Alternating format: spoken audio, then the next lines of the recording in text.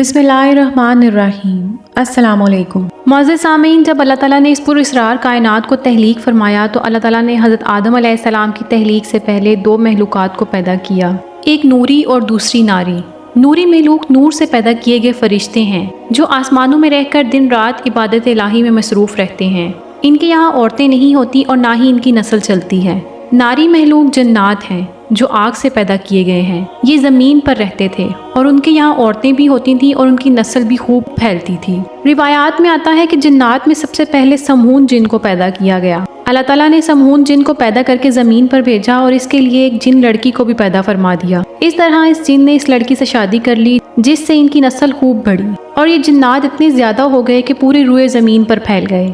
शुरू में ये जन्नात हर वक्त अल्लाह ताला की इबादत में मशगूल रहा करते थे, पर बाद में कुछ जन्नात ने अल्लाह ताला की नाफरमानियाँ शुरू कर दी और अल्लाह ताला के हुक्म को मानने से इनकार कर दिया और ये नाफरमान महलूक में से हो गए और ज़मीन में फसाद बर्पा करने लगे। जन्नात में एक नामी ग्रामी जिन था जिसका नाम चलीपा था और इसकी बीवी का नाम तबलीस था। कहा जाता है कि चलीपा का चेहरा बब्बर शेर जैसा था। वो बड़ा बारोब, बहादुर, कवि और निडर जिन था। इसी तरह उसकी बीवी जिसका नाम तबलीस था वो भी चलीपा की तरह ताकतवर, बहादुर और निडर थी। तबलीस की शक्ल भेड़िए की मानद थी। जिन्नों की अक्सरियत शर पसंद थी जबकि नेक और पुरअमन जिन्नों की तादाद आटे में नमक के बराबर थी।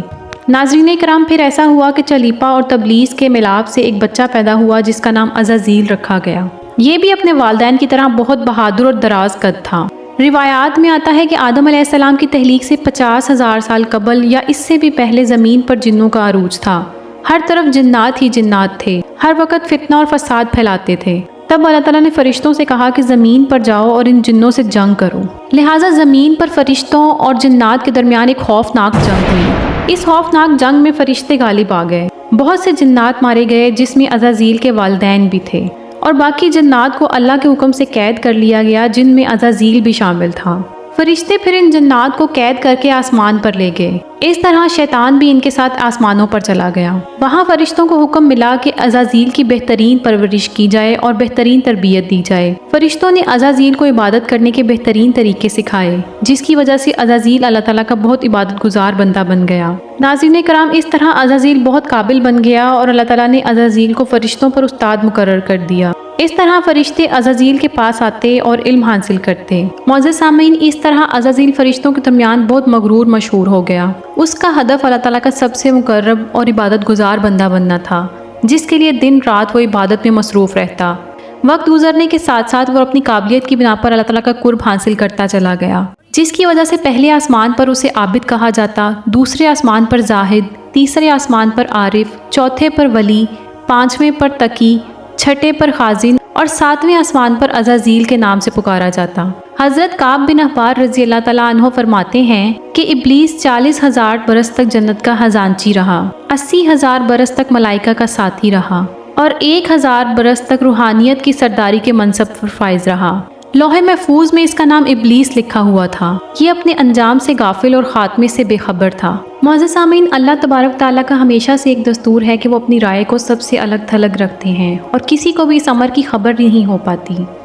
अल्लाह तबारक ताला फरमाते हैं कि मैं जिसे चाहता हूँ इज़्ज़त देता हूँ और जिसे चाहता हूँ ज़िल्लत देता हूँ। एक रोज़ अज़ाज़ील अल्लाह तबारक ताला की हम्दो सना बयान करता हुआ और आसमानों की सैर करता हुआ लोहे महफूज तक पहुँचा तो क्या देखता है कि लोहे महफूज पर एक इबारत लिखी हुई है, औज़ु बिल्लाहि मिनश शैतानिर रजीम, यानी मैं पनाह मांगता हूँ अल्लाह की शैतान मरदूद से। ये पढ़कर इसके पूरे वजूद पर खौफ तारी हो गया। इसने डरते डरते अल्लाह से अर्ज़ किया कि ए अल्लाह, ये शैतान कौन है? अल्लाह ताला ने फरमाया कि हमारा एक बंदा है जो अनवाओ इकसाम की नेमतों से सरफराज किया जाएगा लेकिन हमारे एक हुक्म को ना मानने के बाइस मरदूद बारगाह हो जाएगा। अज़ाज़ील ने अर्ज़ की, या इलाही, मैं इस मलून को देखना चाहता हूँ। अल्लाह तबारक ताला ने फरमाया, तू इसे जल्द देखेगा। ये सुनकर इसका वजूद कांप गया और बेख्तियार आंखों से आंसू जारी हो गए। इसने सोचा कि आखिर वो कौन बदबख्त और बदनसीब होगा जो हमेशा के लिए निशाने इबरत बना दिया जाएगा। फिर बरसों तक ये ख्याल इसकी सोचों पर गालिब रहा। अज़ाज़ील इसी सोचो बचार में हज़ार साल मुब्तला रहा कि इसे मालूम हुआ कि आदम अलैहिस्सलाम का पुतला तैयार किया जा रहा है। इस पुतले को पूरी रुए ज़मीन से जगह जगह से मिट्टी लाकर बनाया जा रहा है।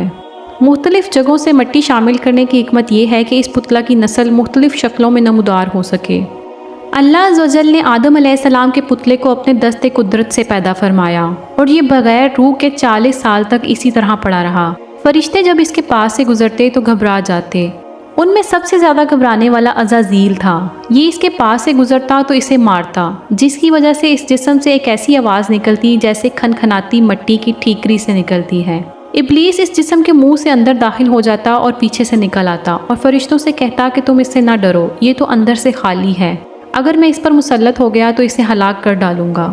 اور پھر وہ دن بھی آ گیا جب رب العالمین نے فرشتوں سے فرمایا کہ میں زمین پر اپنا ایک نائب بنانے لگا ہوں، وہ زمین پر میرے احکام کا نفاذ کروائے گا۔ فرشتوں نے عرض کیا، اے پروردگار عالم، یہ زمین پر فساد برپا کرے گا، جبکہ ہم تو دن رات آپ کی تسبیح کرتے رہتے ہیں۔ اللہ تعالیٰ نے فرمایا کہ جو کچھ میں جانتا ہوں وہ تم نہیں جانتے۔ پھر اللہ تعالیٰ نے آدم علیہ السلام کو تمام چیزوں کے نام سکھا دیے اور انہیں فرشتوں کے سامنے پیش کرتے ہوئے فرمایا، اگر تم سچے ہو تو مجھے ان کے نام بتاؤ۔ انہوں نے کہا، تو پاک ہے، ہم تو اتنا ہی جانتے ہیں جتنا تو نے ہمیں بتایا ہے، بے شک تو بڑے علم و حکمت والا ہے۔ پھر اللہ نے فرمایا، اے آدم علیہ السلام، ان چیزوں کے نام بتاؤ۔ پھر جب آدم علیہ السلام نے انہیں نام بتا دیے تو فرمایا، کیا میں نہیں کہتا تھا کہ میں آسمانوں اور زمینوں کی چھپی ہوئی چیزیں جانتا ہوں؟ پھر فرشتوں کو حکم دیا کہ آدم علیہ السلام کو سجدہ کرو۔ انہوں نے سجدہ کیا مگر عزازیل نے انکار کر دیا۔ اللہ تعالیٰ نے فرمایا کہ تجھے سجدہ کرنے سے کس چیز نے منع کیا ہے جبکہ میں نے تجھے حکم دیا ہے؟ وہ بولا، میں اس سے بہتر ہوں، تو نے مجھے آگ سے بنایا ہے اور اسے مٹی سے بنایا ہے، میں ایسا نہیں کہ اس انسان کو سجدہ کروں جسے تو نے سڑے ہوئے کھنکھناتے گارے سے پیدا کیا۔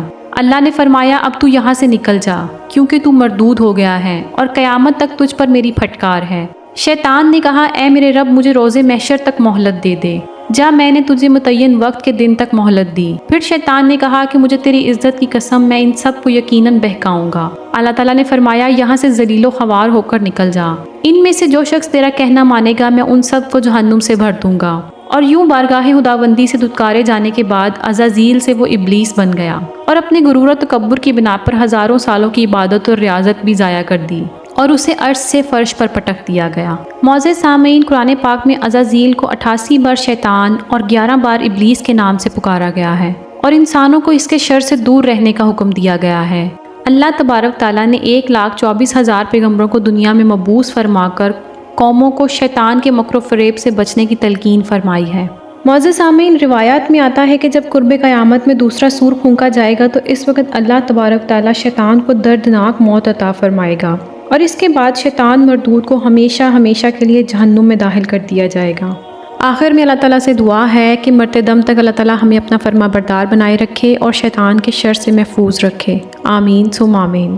معزز ناظرین، انشاءاللہ ایک نئے ٹاپک کے ساتھ آپ سے اگلی ویڈیو میں ملاقات ہوگی، تب تک کے لیے اللہ حافظ۔